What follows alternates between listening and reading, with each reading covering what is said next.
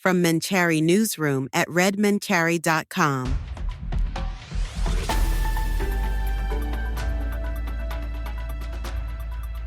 Good day and welcome to today's rundown. I'm Miko Santos, bringing you the latest headlines and development from Australia, New Zealand, and around the globe. Let's dive right in. In Australian politics, Prime Minister Anthony Albanese and opposition leader Peter Dutton held their final campaign rallies over the weekend, followed by their fourth leaders' debate.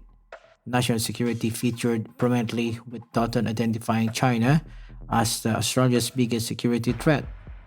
The Prime Minister today announced a $20 million investment for a women and children's trauma recovery center in East Gosford, highlighting his government commitment to addressing domestic violence. This follows a sobering statistic revealing 24 women and 5 children had been killed by domestic violence so far this year. Well, it isn't working. That's the truth. We are not doing well enough as a society. This is a whole of society problem. Governments can take action, but it's a whole of society problem. We need men as well to have conversations with each other, to call it out when they see unacceptable behaviour, to address it and have those conversations. One of the things that we need to address is the issue of perpetrators. We need to deal with that. The other thing that we need to do, and this is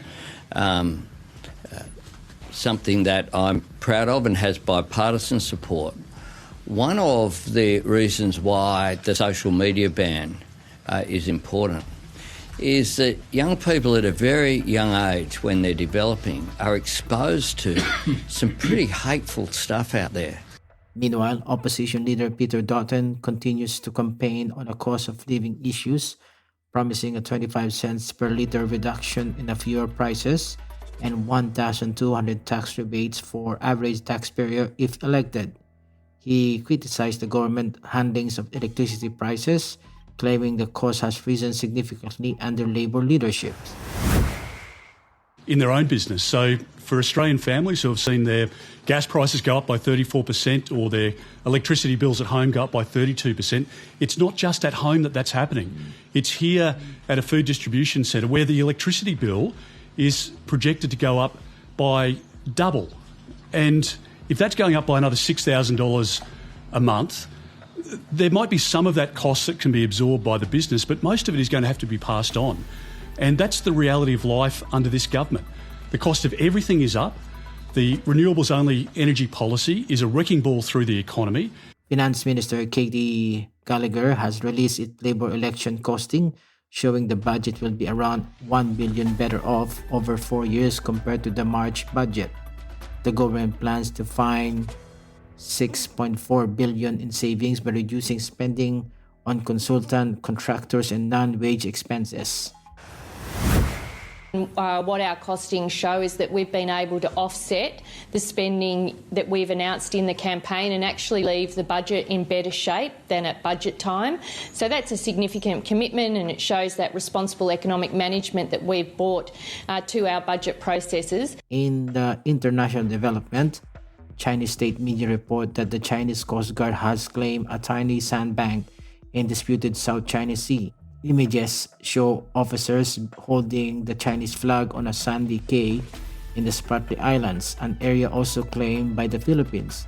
This comes amid escalation tension between China and the Philippines over a territorial dispute in the region. In Canada, a tragic incident has shocked the Filipino-Canadian community in Vancouver. A car flowed into a crowd at Filipino Heritage Festival, killing 11 people aged between 5 and 65 years. A 30-year-old suspect identified as Kai G. Adam Low has been charged with multiple counts of second-degree murder. Prime Minister Mark Carney met with community members as a memorial was established near the scene.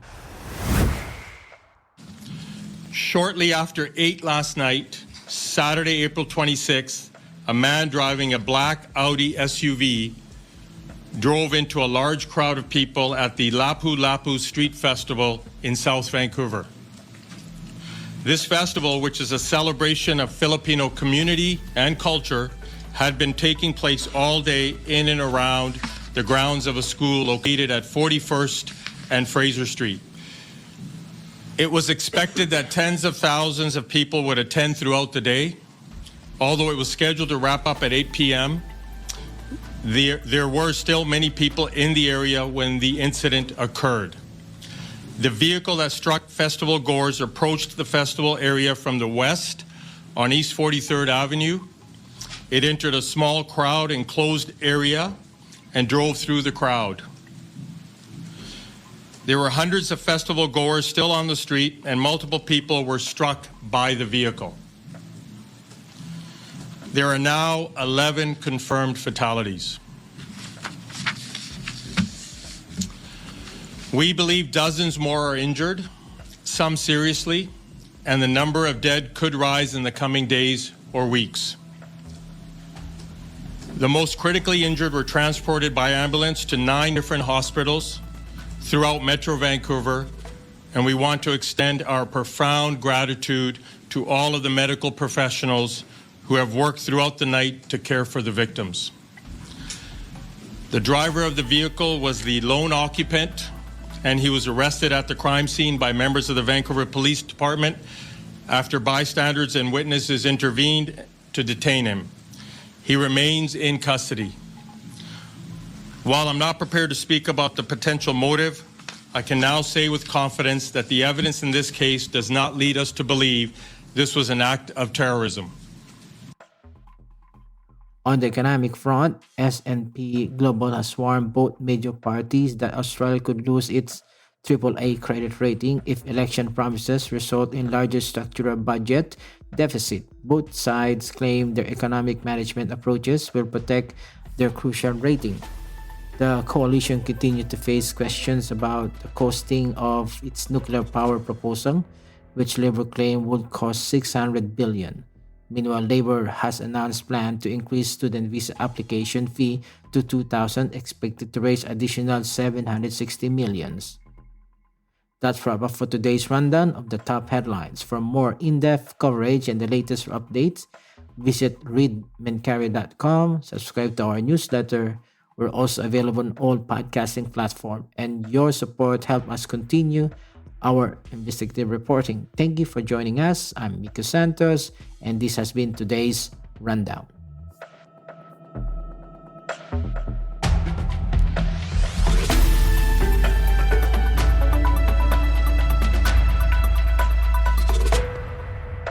Subscribe to Mencari for news with authentic Gen X perspective, cutting through the noise with zero fluff.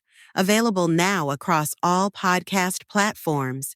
News without the noise, perspective without the panic.